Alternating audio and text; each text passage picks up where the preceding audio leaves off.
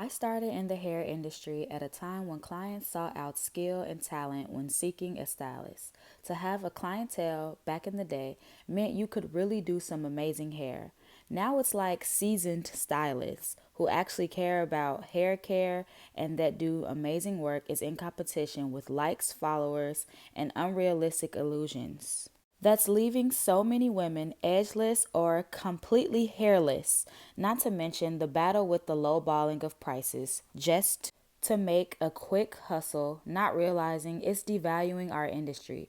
$50 sew in weaves. Now it's all about the illusion, how long it lasts, and the popularity while healthy hair care amazing skill is on the back burner. 2020, I pray that this trend ends.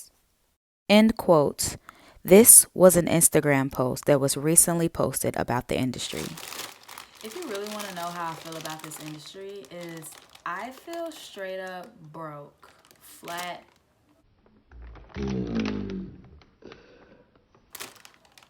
And I wish I would have known before starting this career that I would need about 5 jobs to sustain a life, let alone a lifestyle.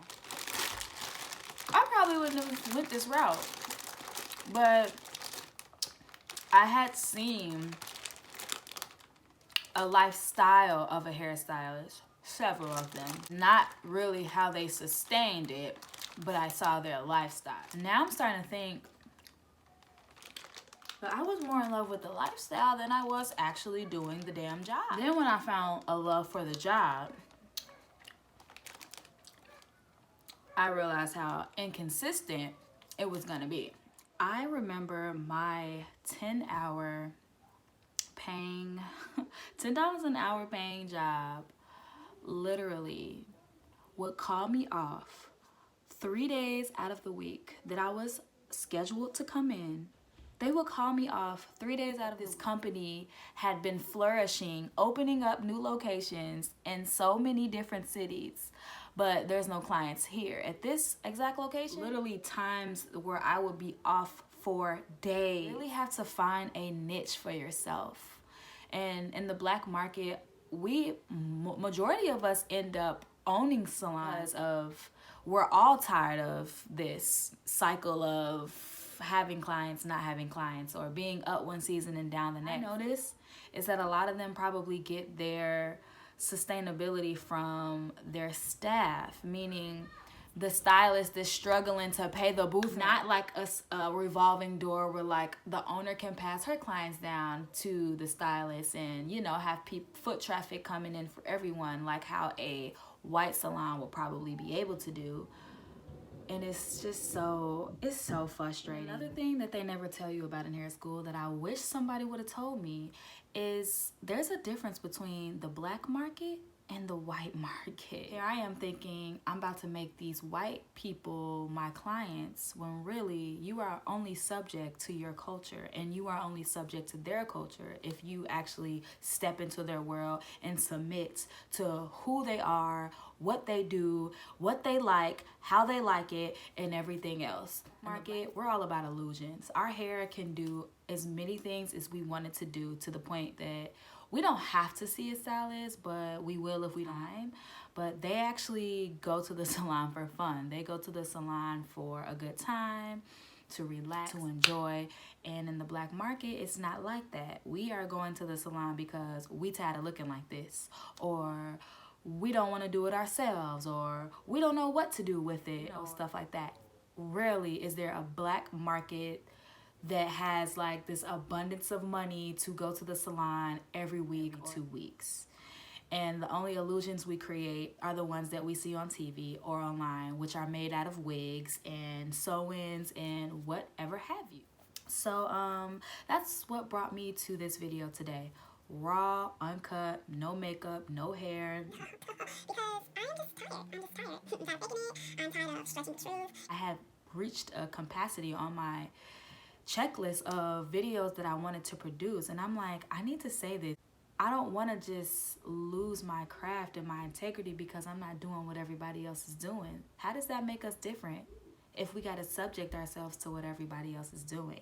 No, I don't do sew-ins, I don't do glue-ins, I don't do lace front wigs, but does that mean I'm not capable of making money? Does that mean I'm not capable of having a passion for this industry? I graduated from hair school in 2014. 5 years in the game. 3 of those years, 3 or maybe 4 of those years, I worked for a corporate salon called The Dry Bar. I want to say they kept hope alive for me until I realized that I needed to work overtime to make a living for myself, and working overtime did not exceed my check to be over $600-700. Rent at that time, before I moved out of my parents' house, was $800 a month. These are things I wish someone would have told me before becoming a hairstylist. Now that I'm an entrepreneur, rented a booth, I've worked commission,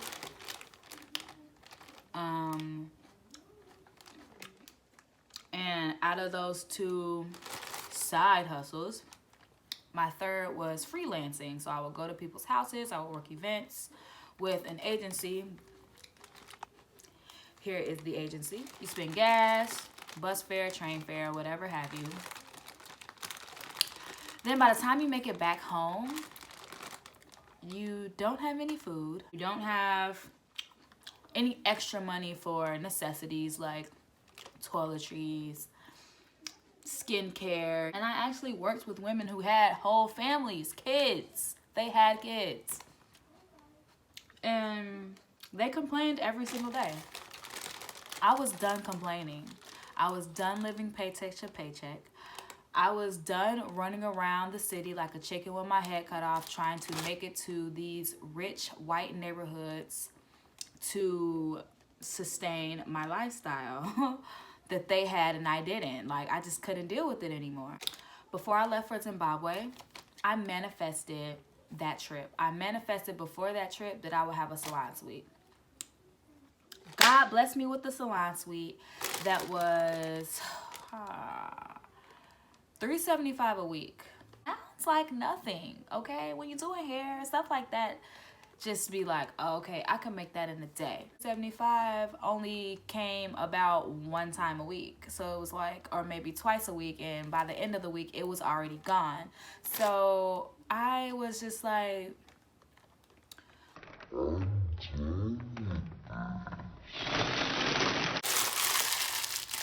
my path was to really just narrow down what I'm good at, which is color, natural hair, highlights, full head applications, blowouts, silk press, ponytails, updos for weddings, protective style updos, preferably ponytails. What else? And microlink. The demographic had a lot to do with it also. I have started this program called Africa Styles Me Continuing Education. 5, 6, 7, 8 years behind the chair to someone that is just now getting out of hair school will be able to get continuing education hours to keep their license renewed. The class will either be 5 or 7 hours per student. They will be certified and trained in microlink extensions, able to get their own hair, product. When I graduated from hair school, I was assisting with stylists. I'm not gonna complain. I'm just gonna find my outlet into how I'm going to sustain. But I will be taking a different place in this industry than what I am today. This industry is slowly diminishing, and I know this is a lot of people's go-to. I went all the way to East Lansing, Michigan because I wanted to feel like I went away for college. I wanted to feel like my job was more, or my career was more than just a trade, but it was an actual career. I wish there was some things that were brought to my attention that instead of going through to figure out, someone could have just told me. So here I am telling you. Make sure you tell your